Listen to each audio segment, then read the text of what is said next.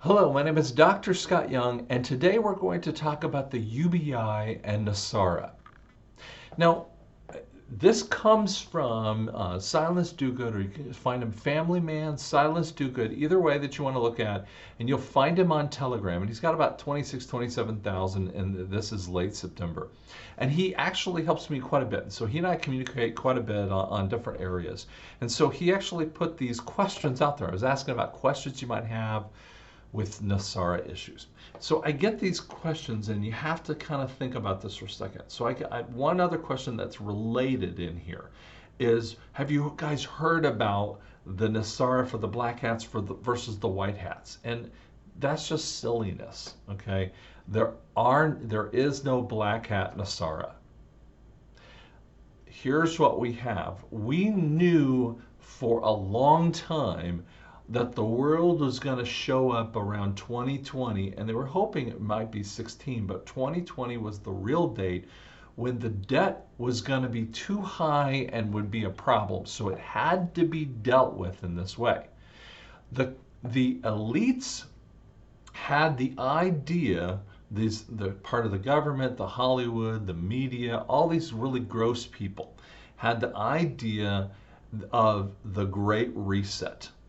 Now, Bernie Sanders actually brought it up better than a lot of people, and he's been pushing out this agenda for a while. And then you'll see the Economic Forum, all these other really gross people. They're part of the central bankers that have an idea about a UBI, or a universal basic income. Now, communist and socialist governments love to do this. What it does is it gets you looking for the money that you can get every month. Now, it's just enough money to kind of keep you going. And again, that happens a little bit when we have people on disability and Social Security. Now, again, disability is something that we always need to have, and Social Security for the person who is, whether they're disabled or more likely the senior citizen has that need, because we need to take care of the people that are the weakest in our society. That really is a definition of a good society. But I'm not talking about the people who, the ones that are a struggle is the welfare. When we turn into a welfare state, what happens is that the backpack gets heavier and heavier on the people.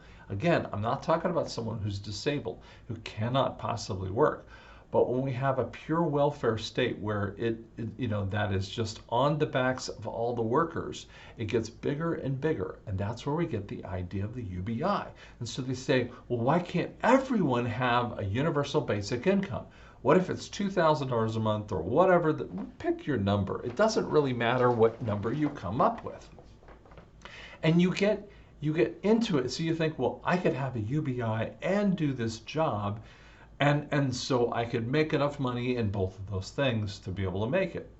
It's very attractive to people because they think that this would be the solve all of their issues. And the answer is, it makes you complicit in some way with the government, because you have to like hook, line, and sinker everything that they say, because you'd have to go along with all that they would do.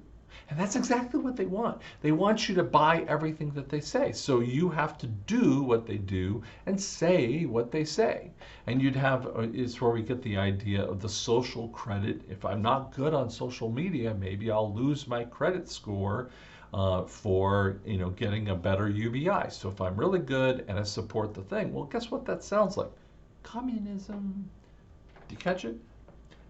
That's what socialism and communism is all about. And that's where these people get these stupid ideas about how this actually works.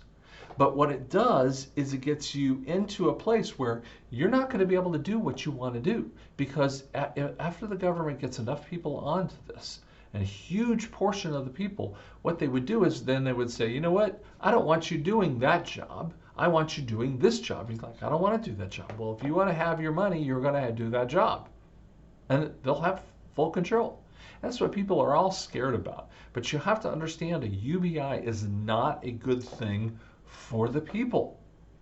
Again, we're not talking about Social Security. We're not talking about Medicaid. We're not. I mean, some of those kind of areas of a person with a disability to be able to do this. What we're talking about is just a universal basic income for everyone. And it gets into the idea of the $15 an hour. And it's gone to crazy extents. Places that have $15 an hour, what they do, that's a type of it. Now, as a business owner myself, if you force me into 15 bucks an hour, and all of my people actually make more than that, but if you force me into that kind of thing, and I'm doing like a dollar store or whatever, that kind of thing, after a little bit, I can't afford you on a full-time benefits. It's happening in many of the places in the Northwest.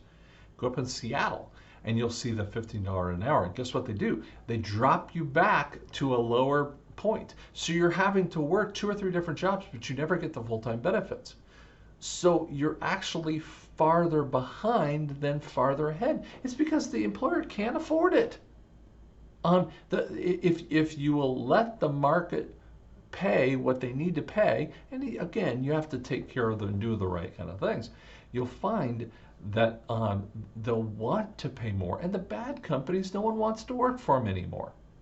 So the UBI is not a part of NESARA in any way, shape, or form for that person because that does not encourage working. And if you realize that Donald Trump actually has been a part of the NESARA discussion for quite a long time frame, do you know what his dream is? Is to bring into his next term that's coming up here real soon. He wants to bring in 1 million new businesses. We're not just talking about 1 million new jobs. But if the average company has 50 employees, that's not exactly the case. But get the idea. That's 50 million new jobs. And he wants to do that. And you know what? It can be done. But we can't have this universal basic income because when people work, their ego is raised. They're more happy. They're accomplishing something. And it doesn't matter what you do as long as you want to do it. You want to go to work. You have some pride and some self-esteem that happens. Not just ego, but self-esteem. That is a great thing for human beings, and especially for men. Men need to have a job and something that they go to. So the universal basic income is not anything that you need to be wanting or worried about. That is the idea of the elites, and because they want you underneath the thumb of them. So don't go that direction. So if you like what we talked about, look at our YouTube channel a little bit more. Please subscribe. It's really, really big if you subscribe for us, okay? And you can actually see more things that happen. You can also go to my website at Dr. Scott Young and donate, but you can also see the book called NESARA and the Mark of the Beast. Thank you so much.